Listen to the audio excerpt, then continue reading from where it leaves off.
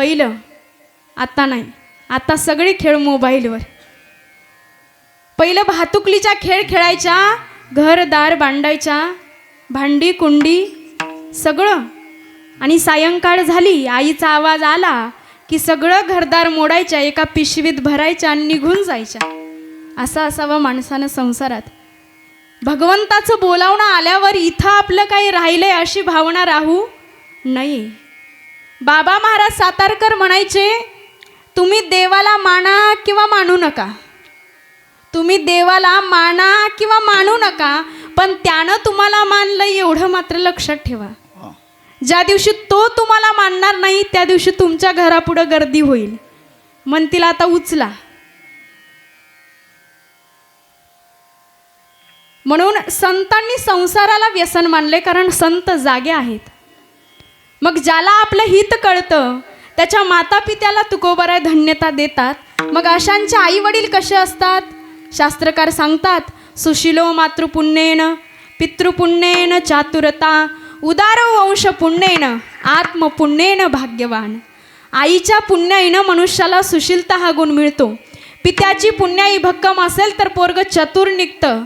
पोरग उदार आहे समजायचं वंशाचं पुण्य आहे, आणि पोरग भाग्यवान आहे समजायचं त्याचं त्याचं स्वतःचं भाग्य आहे. विठ्ठल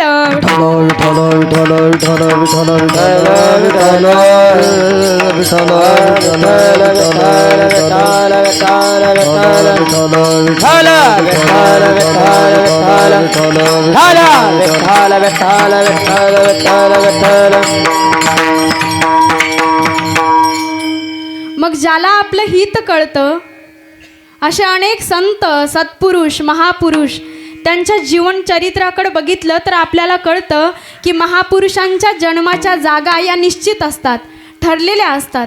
महाविष्णूचा अवतार असलेले कैवल्य साम्राज्य चक्रवर्ती महावैष्णव ज्ञानोबा माऊली जन्म कुठे घ्यायचा ठरलं होतं. विठ्ठलपंत आणि रुक्मिणी मातेच्या तपश्चर्येचं फळ म्हणून साक्षात परमात्मा माऊलींच्या रूपानं जन्म घेतात. तुकोबा जन्माला यायचे असतील तर तिथं बोल्लोबा आणि कणकाईच हवेत. हिंदवी स्वराज्य संस्थापक छत्रपती शिवाजी महाराज जन्म घेणार असतील तर तिथं मात्र माँसाहेब जिजाऊ आणि शहाजी राजेच हवेत. कारण असे माता पिता जिथं असतात ते कुळ पवित्र असतं, तो देश पावन असतं. जेते हरिचे दास जन्म घेते, हे जेते हरिचे दास जन्म घेते, हो जेते हरिचे दास जन्म घेते, जेते हरिचे दास जन्म घेते. पवित्र ते कुळ पावन तो देश, पवित्र ते कुळ पावन तो देश, पवित्र ते कुळ पावन तो देश, पवित्र ते कुळ पावन तो देश. हे जेते हरिचे दास जन्म घेते, जेते हरिचे दास जन्म घेते, जेते हरिचे दास जन्म घेते, जेते हरिचे दास जन्म घेते. जन्म घेते. वा वा, टाळी वाजवा. पवित्र ते कुळ पावन तो देश, जेथे हरीचे दास जन्म घेती. असे संत स्वतःच्या हिताच्या ठिकाणी जागे राहिले. ज्ञानोबा तुकोबा विठोबा शिवबा हे या भूमीचं रसायन आहे, हे आम्ही नाही विसरू शकत. पण दुर्दैवानं नको त्या पाश्चिमात्यांचं आम्ही अनुकरण करतोय. वेशभूषेपासून केशभूषेपर्यंत सगळं काही शिकवायची वेळ आली. बाई ग, कपाळाला टिकली लावी जा, अंगभर कपडे घाली जा, हे आज पोरीला सांगावं लागतं, पोराला सांगावं लागतं. गणपती पुढं उघड्या डोक्यानं जाऊ नये, कपाळावर डोक्यावर टोपी घाल. ते म्हणतं बरमुड्यावर पूजा करतो, त्याला काय होतं? दुर्दैवानं नको त्या पाश्चिमात्यांचं आम्ही अनुकरण करतोय. आम्ही झोपलेले आहोत, पण ज्यावेळी वेळ आपल्या उंबरठ्यावर येईल ना त्यावेळी मात्र आपल्या पायाखालची जमीन सरकल्याशिवाय राहणार नाही. त्या दिल्लीमध्ये एक श्रद्धा वालकर नावाच्या मुलीचे 35 तुकडे होतात. ते फ्रीजमध्ये ठेवले जातात, ते कुत्र्या मांजरांना खायला दिले जातात. तिच्यावर लव जिहाद होतो, लव जिहादला ती बळी पडते. लव जिहाद सारखा हा प्रश्न प्रचंड आवासून उभा आहे, पण आम्ही मात्र स्वतःच्या सुखामध्ये इतके रममाण झालो की आम्हाला देवाचं, देशाचं, धर्माचं काही घेणं देणंच राहिलं नाही. माऊलींनी हे विश्वची माझे घर म्हटले. दुर्दैवानं एकेकाळी या देशामधून सोन्याचा धूर निघत होता. लोक आले, लुटेरे आले, इंग्रज आले, आमच्या इथला कापूस, इथला नीळ, इथलं लोखंड, इथलं सोनं सगळं लुटून नेलं. आणि नुसते गेले नाही इंग्रज, आम्हा भारतीयांचा राष्ट्राभिमान स्वतःच्या टाचेखाली चिरडून टाकला. 150 वर्ष इंग्रज भारतात राहून गेला. 150 वर्ष इंग्रजांनी भारतात राज्य केलं. तो त्याच्या मम्मीला कधी आई नाही म्हणाला, पण आम्ही मात्र लगेच खरकट उचललं. आम्ही मात्र मम्मी म्हणायला सुरू केलं. हा शब्द आपला नाही, आई हा शब्द आपला आहे. आम्ही दुसऱ्यांचं अनुकरण करतोय, म्हणून आम्हाला जागं करावं लागतं. आम्ही झोपलेल्या अवस्थेत आहोत, आम्ही निद्रिस्त अवस्थेत आहोत. म्हणून संतांनी वेळोवेळी जागृती केली. कधी निरंतर जागवेत जागवेत माझा निरंतर जागवेत. माझा निरंतर जागवेत, माझा निरंतर जागवेत. काय सांगू आता संतांचे उपकार, माझा निरंतर जागवेत, माझा निरंतर जागवेत, माझा निरंतर जागवेत. काय सांगू संतांचे उपकार, माझा निरंतर जागवेत, माझा निरंतर जागवेत, माझा निरंतर जागवेत. काय सांगू आता संतांचे उपकार, मज निरंतर जागविती. वेळोवेळी जाग केलं. कधी कधी धर्माची जागृती केली. विठोबाचा धर्म जागो, त्याचे चरणी लक्ष लागो. कधी कधी ज्ञानाची जागृती केली. उच्चिष्टित जागृत, प्राप्य वरा नवोदित. उठा जागे उठ जागे मारे आता, स्मरण करा पंढरीनाथ, भावे चरणी ठेवा माता. दुःख व्यथा जागे भारे आता, स्मरण करा पंढरीनाथ, भावे चरणी ठेवा माता. दुःख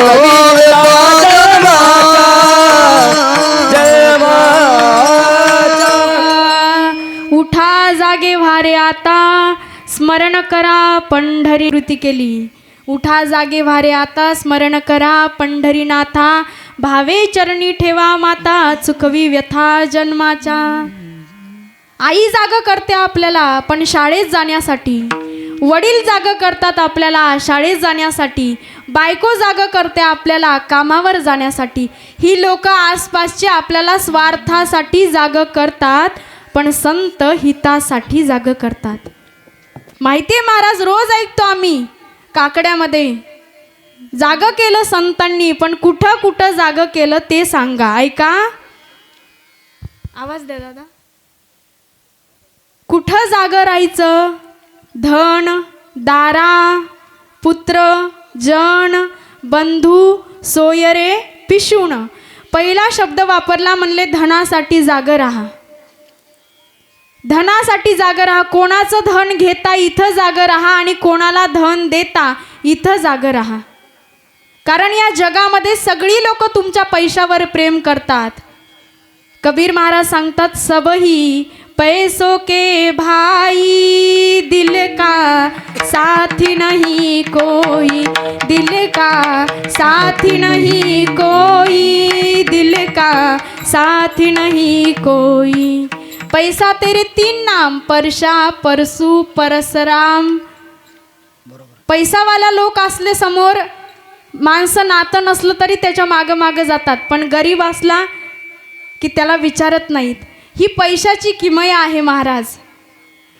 म्हणून कोणाचं घेता इथं जाग राहा, कोणाला देता इथं जाग राहा. देवाचं घ्यायचं नाही, गावाचं, भावाचं, देवाचं कधीच घ्यायचं नाही, भावाचा ईदभर बांधाचा तुकडा असला तरी घेऊ नये माणसानं, पचत नाही तो. त्या सातारा कोल्हापूर भागामध्ये एक कर्मवीर भाऊराव पाटील नावाचं आदर्श व्यक्तिमत्व होऊन गेलं. छत्रपती शिवरायांवर प्रचंड प्रेम. आणि त्या कर्मवीर भाऊराव पाटलांनी एका रयत शिक्षण संस्थेची स्थापना केली.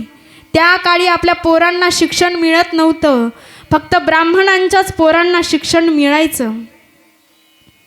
तेव्हा त्यांनी गरिबांच्या पोरांसाठी शिक्षण संस्था स्थापन केली. त्या शिक्षण संस्थेला नाव दिलं छत्रपती शिवाजी महाराज शिक्षण संस्था. गरिबाची पोरं यायला लागली, शिकायला लागली, डॉक्टर, इंजिनियर, वकील होऊन बाहेर पडायला लागली. गरिबाची संस्था, गरीब लेकरं यायची. संस्थेचा नियमच होता महाराज की विद्यार्थ्याला फी नाही आणि शिक्षकाला पगार नाही. एवढं सुंदर कार्य चालू होतं कर्मवीर भाऊराव पाटलांचं. पण म्हणतात ना, चांगल्या कामाला अडचणी येतात. अडचण आली, दुष्काळ पडला, भयान दुष्काळ.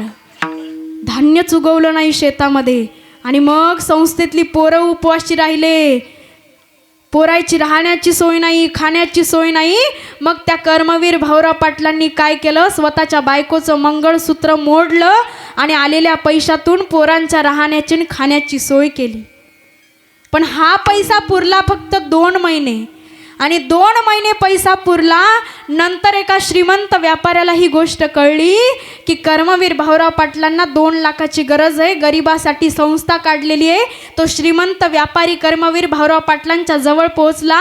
कर्मवीर भाऊराव पाटलांना म्हणाला, पाटील, मला माहिती आहे की तुम्हाला 2 लाखाची गरज आहे. मी तुम्हाला 2 लाख काय 4 लाख द्यायला तयार आहे, फक्त तुम्ही माझं एक काम करा. त्यावेळेला कर्मवीर भाऊराव पाटील म्हणाले, माझ्या जर या गोरगरीब पोरांची शिक्षण होत असतील तर हा भाऊराव पाटील स्वतःच्या कातडीचं जोडं तुमच्या पायात घालायला तयार आहे.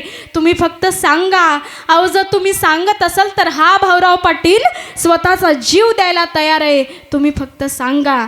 त्यावेळेस तो व्यापारी म्हणाला, मला तुमचा जीव नकोय, मला तुमच्या कातडीचं जोडं नकोय, मला फक्त तुम्ही तुमच्या शिक्षण संस्थेला जे छत्रपती शिवाजी महाराजांचं नाव दिलंय ना, तेवढं फक्त बदला आणि त्या ठिकाणी माझं नाव द्या.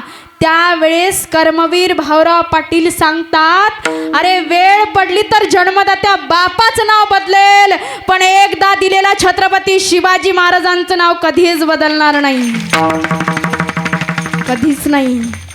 काय नवलय महाराज, गरज होती तरी सुद्धा घेत नाहीत. नावासाठी घेऊ नका. देवाचं, भावाचं, गावाचं घेऊ नका. जसं घेताना जागं राहता तसंच देतानाही जागं राहा. कोणालाही देऊ नका. सर्वाभूती द्यावे अन्न, पापद्रव्य विचारुनी. काढले खिशातनं 100 रुपये. बसलं होतं एक रस्त्याच्या कडेला भिकाऱ्याचं सोंग घेऊन. काढले खिशातनं 100 रुपये दिले त्याला आणि ते गेलं संध्याकाळी आड्यावर. काय अर्थ आहे का अशा देण्याला? कोणालाही देऊ नका, जागं राहा. दुसरा शब्द वापरला, दारा. बायकोनं जागं राहिलं पाहिजे पतीसाठी आणि पत्नीनं जागं राहिलं पाहिजे पत्नीसाठी. ज्यावेळेस रामचंद्र प्रभू वनवासाला जाणार, रामचंद्र प्रभू वनवासाला निघत असताना सीता मातेचा निरोप घ्यायला जातात, तेव्हा सीता माता म्हणते, प्रभू मी सुद्धा तुमच्यासोबत वनवासाला येणार. सीता माताला रामचंद्र प्रभू सांगतात की सीते, तुला वनवासाचं दुःख नाही सहन व्हायचं. राजमहालात राहिलेली जनक राजाची कन्या तू, तुला वनवास नाही सोसायचा. त्यावेळेस सीता माता म्हणते, निरोप कसला माझा घेता, जेथे राघव तेथे सीता. असं जागं राहिलं पाहिजे पत्नीनं. पुत्रासाठी जागं राहा. धन, दारा, पुत्र. बापाचं काम आहे आपल्या लेकरासाठी जागं राहणं. आईचं काम आहे आपल्या लेकरासाठी जागं राहणं. ते मुसलमान लोक त्यांच्या लेकरांना टोपी घालतात, त्यांना मस्जिदीत नेतात, त्यांना सांगतात ये अपना अल्लाह है, ये खुदा है, ये नमाज है, ये कुरान है. हे त्यांना बालपणी शिकवतात लहान असताना. मोठं झाल्यावर त्यांचं कोणतंही पोरगं मला अल्लाह मान्य नाही असं म्हणत नाही. जागं राहिलं पाहिजे. आमचा बाप आमच्या पोराला मारुतीच्या मंदिरात न्यायला तयार नसतो. जागर हा पुत्रासाठी. ऐका, माहेरचं आडनाव जाधव आणि सासरचं आडनाव भोसले. माहेरचं आडनाव जाधव आणि सासरचं आडनाव भोसले. पोरगी जन्माला आली तेव्हा बापानं हत्तीहून साखर वाटली. पोरगी जन्माला आली तेव्हा बापानं हत्तीहून साखर वाटली. आणि पोरगी पण तशीच निघाली. 4 वर्षाची झाली तलवार उचलायची, 8 वर्षाची झाली घोड्यावर बसायची, 12 वर्षाची झाली युद्ध करायची. लग्न झालं आणि लग्न झाल्याच्या नंतर 2च वर्षाला सासरचे आणि माहेरचे भांडणं लागले. एकीकडं जाधव, एकीकडं भोसले, एकीकडं सख्खा भाऊ मेला, एकीकडं सख्खा दीर मेला. कळत नव्हतं कोणासाठी रडावं. त्यावेळेस ती पोरगी बापाच्या पुढं जाते, म्यानातली तलवार काढते आणि म्हणते, खबरदार बाबा, अगोदर माझ्याशी युद्ध करा, अगोदर मला संपवा, अगोदर माझा निपात करा आणि मगच माझ्या कुंकवाची वाट धरा. त्या पोरीचं नाव होतं राजमाता जिजाऊ माँसाहेब. अशा वाघिणीच्या पोटी शिवबासारखा वाघ जन्माला आला. ती आई जागी राहिली. अशीच एक माता जागी राहिली, तिचं नाव अहिल्यादेवी होळकर. पोरग पापी निघालं म्हणून पोटच्या पोराला शिक्षा केली, तिला अहिल्यादेवी होळकर म्हणतात. मदलसा नावाची माता जागी राहिली. आपल्या बाळाला उपदेशपर झोका द्यायची माता. बाळा, तू तुझ्या आत्मस्वरूपाबद्दल झोप घे. तुझ्या देहाची निर्मिती कशी झाली, 9 महिने गर्भवासाचे कष्ट सोसून 10व्या महिन्यात प्रसूतीच्या वेळी दुःख देणारे तुझे प्रारब्ध कर्म, असे दुःख प्रसंग येऊ नये म्हणून तू त्या हरिहराचे स्मरण कर, त्या कृष्ण परमात्म्याला शरण जा. म्हणून माता झोका द्यायची. हाड हाड गाई नाही, माता झोका द्यायची. हा देह नाशिवंत, हा देह नाशिवंत, मळमूत्राचा बांधा. हा देव नाशिवंत, मळमूत्राचा बांधा. वरी चर्म घातले कृमी कीटकाचा सांगा. वरी घरी कीटकाचा रव रव दुर्गंधी अमंगळ तिचा सांगा. रव दुर्गंधी अमंगळ तिचा बाण. स्मरे त्या हरिहरा शरण जाई विना. स्मरे त्या हरिहरा शरण जाई. ओ परेसी मदार सा सोहम जोरे बाळा. परेसी मदाल सा सोहम जोरे बाळा. परेसी मदाल सा सोहम जोरे बाळा. परेसी मदाल सा सोहम जोरे बाळा.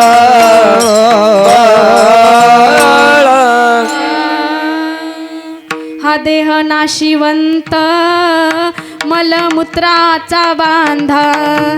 वरी चर्म घातले रे कर्म कीटकांचा सांधा.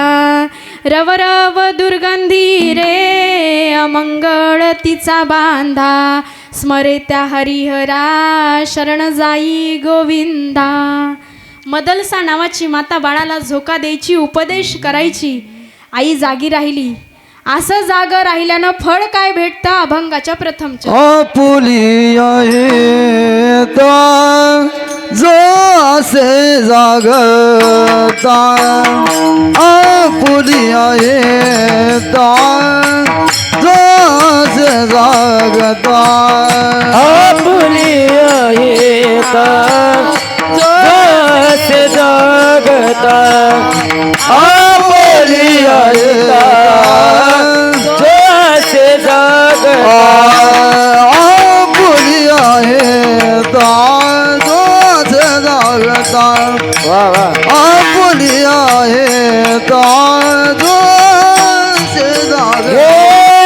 आपुलिया येता जसे जागता. आपुलिया येता जसे जागता. धन्य मात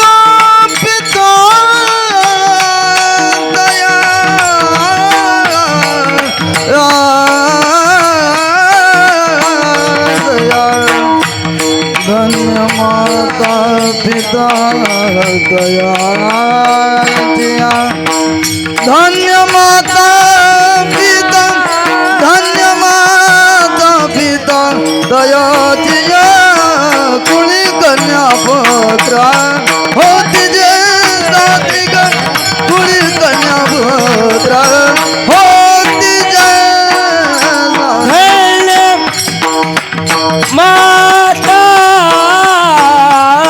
पिता दयाचे धन्य माता पिता दयाचे कळपुत्र होती जे सात्विक कळपुत्र होती जे सात्विक आपुलिया हिता जोआचे जागता धन्य माता पिता तयाचिया धन्य माता पिता तयाचिया धन्य माता पिता तयाचिया हिता दोहाचे जागता माता पिता दयाचिया धन्य माता पिता दयाचिया धन्य माता पिता दयाचिया तयाचिया आपुलिया हिता जो असे जागता धन्य माता पिता तयाचिया कुळी कन्या पुत्र होती जे सात्विक तयाचा हरीख वाटे देवा. आपल्या हिताच्या ठिकाणी जागे राहिले पाहिजे. संत जागे राहिले. जगाच्या कल्याणा संताच्या विभूती देह कष्टविती परोपकारी. जगाच्या कल्याणासाठी संत अवतार घेतात, पण त्या संतांना किती त्रास होतो, किती त्रास होता. माझ्या महावैष्णव ज्ञानोबारायांना किती त्रास होता. 8 वर्षाचे ज्ञानोबाराय, छोटीशी मुक्ताई, लहानशे सोपान काका, निवृत्ती दादा, आणि त्या दिवशी विठ्ठलपंत पैठणमध्ये आहेत. का भीक मागत होते, दयेची याचना करत होते त्या धर्म मार्तंडासमोर. माझ्या मुलांच्या मुंजी होऊ द्या, त्यांना समाजात वागता येऊ द्या, त्यांना वाळीत नका टाकू. तुम्ही द्याल ना ती शिक्षा मला मान्य आहे. माझ्या मुलांच्या मुंजी होऊ द्या. गणेश शास्त्री समोर बसलेत, गोपाळ भट्ट समोर बसलेत, आणि त्यांनी एकच सांगितलं, एकच शिक्षा आहे तुम्हाला विठ्ठलपंत, आता एकच, देहांत प्रायश्चित. देहांत प्रायश्चित शब्द ऐकले आणि विठ्ठलपंताचं शरीर थरारलं. कागद घेतला आणि झप झप झप झप झप झप झप झप झप झप पावलं टाकत आपल्या सिद्ध बेटेच्या दिशेनं आले. रुक्मिणी माता दिवाबत्ती करून विठ्ठलपंतांची वाट बघत बसलेली आहे. समोरून येताना दिसले विठ्ठलपंत. तिन्ही सांजाची वेळ झाली होती. आलात स्वामी, आलात. काय निर्णय झाला, काय सांगितलं त्या धर्म मार्तंडांनी? आता होणार ना आपल्या मुलांच्या मुंजी, आता घेतील ना त्यांना समाजात, घेतील, घेतील रुक्मिणी, घेतील. पण त्यासाठी एक करावं लागल रुक्मिणी. अगं आपल्याला देहांत प्रायश्चित घ्यावं लागल ग. देहांत प्रायश्चित शब्द ऐकले आणि रुक्मिणी मातेच्या अंगावर सर्व दिशी काटा उभा राहिला. पतिव्रता होती. विचारलं केव्हा निघायचं स्वामी? पतीनं सांगितलं आज मध्यरात्री निघायचं रुक्मिणी. रुक्मिणी मातेनं त्या दिवशी मांड्याचा स्वयंपाक केला. माझ्या ज्ञानाला मांडे फार आवडतात. माझ्या ज्ञानाला मांडे फार आवडतात. मांड्याचा स्वयंपाक झाला. मुलांच्या ताटात मांडे वाढले. एक घास घेतला, माझ्या मुक्ताच्या तोंडात घातला आणि आईच्या डोळ्यातून आसवाच्या धारा गळतात. छोटीशी मुक्ता बोलते, आई, आई का लढतेस तू? अहो बोलता पण नाही येत तिला, बोबडे बोबडे बोल तिचे. आई, आई का लढतेस तू? रुक्मिणी मातेनं म्हणावं काही नाही बाळा, डोळ्यात कचरा गेला म्हणून रडू आलं. एक घास घेतला, माझ्या मुक्ताच्या तोंडात घातला. एक घास घेतला, सोपान काकाच्या तोंडात घातला. एक घास घेतला, निवृत्ती दादाच्या तोंडात घातला. मुलं जेवली, मुलं झोपी गेली. त्या रात्री रुक्मिणी मातेनं शेवटचा घास घेतला. तो घास रुक्मिणी मातेच्या घशाखाली उतरत नव्हता. रुक्मिणी माता झोपी गेल्या. विठ्ठल पंतांनी वात वर केली, दिवाबत्ती केली. 2 कागद घेतले, शाई घेतला, बोडू घेतला, बोडू शाईत बुडवला आणि भर भर भर भर भर भर भर भर भर भर 2 पत्र लिहिली. एक लिहिलं त्या धर्म मार्तंडासाठी आणि दुसरं लिहिलं माझ्या ज्ञानदादांसाठी.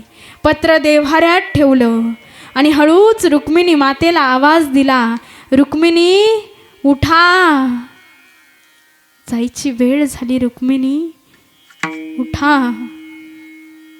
माझ्या रुक्मिणी मातेच्या अंगावर मुक्ता हात टाकून झोपली होती.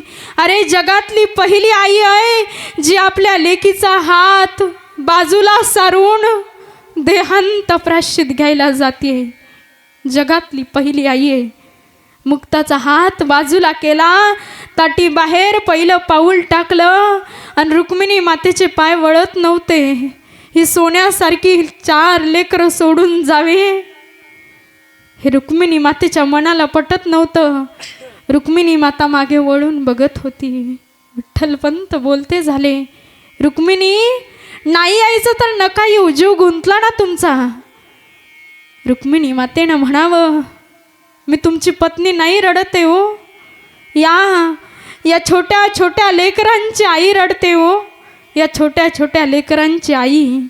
माझा ज्ञाना मोठा आहे, माझा सोपान मोठा आहे, माझा निवृत्ती मोठा आहे, पण माझी मुक्ता छोटी शेव, तिला चोळीची गाठ पण बांधता येत नाही. छोटीशी माझी मुक्ता. रडत होती रुक्मिणी माता. विठ्ठलपंत रुक्मिणी माता एक एक पाऊल टाकत टाकत त्या इंद्रायणी नदीच्या काठावरती आले. त्या नदीच्या पाण्यामध्ये स्वतःला समर्पित करून घेतलं, देहांत प्राश्चित घेतलं. का? कारण त्या धर्म मार्तंडांचा आदेश होता, तुमच्या मुलांना समाजात माणूस म्हणून जगायचं असेल, तुमच्या मुलांच्या मुंजी व्हाव्या असं वाटत असेल तर तुम्हाला देहांत प्राश्चित घ्यावं लागलं. देहांत प्राश्चित घेतलं. दुसरा दिवस उजाडला. ज्ञानदादा उठले, बघितलं आजूबाजूला, आई दिसत नाही, बाबा दिसत नाही. आई बाबा न सांगता गेले तरी कुठं. बघितलं आजूबाजूला, ज्ञानदादा अस्वस्थ झाले. देव्हाऱ्यात एक पत्र दिसलं. पत्र वाचलं ज्ञानदादांनी आणि ढसा हंबरडा फोडला. ए आई, हे बाबा म्हणून ढसा रडायला लागले ज्ञानदादा. आवाजानं मुक्ता धावत धावत आली. सोपान धावत धावत आला. काय झालं रे ज्ञानदादा, का रडतोस ज्ञानदादा?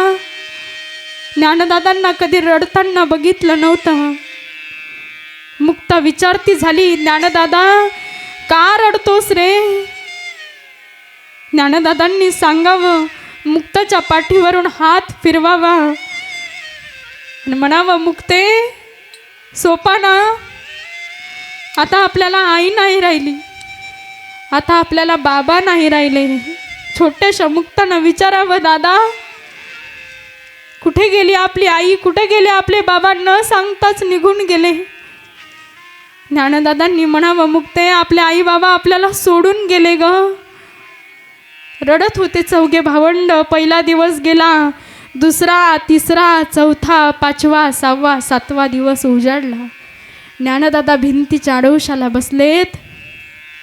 माझे सोपान काका कोपऱ्यात बसलेत. मुक्ता खांबाला टेकून बसली. माझे निवृत्ती दादा पायरीवर बसलेत. एकाच ठिकाणी टक लावून बघणारे हे 4घे भावंड. मायबाप नाही राहिले, मायबाप नाही राहिले. आणि ज्ञानदादाचं लक्ष गेलं मुक्ताकडं. ए मुक्ता, अजूनही रडतेस मुक्ता? आईची आठवण येते का? मुक्तानं सांगावं, नाही दादा. मुक्ता, बाबाची आठवण येते का ग? मुक्तानं सांगावं, नाही दादा. मुक्ता, तुला कोणी काही बोललं का ग? नाही दादा, कुणी नाही बोललं. मुक्ता, भूक लागली ना तुला? ज्ञानदादांनी ओळखलं, माझी मुक्ता 8 दिवस झालं जेवली नाही. 8 दिवस झालं तिच्या पोटात अन्नाचा कण नाही.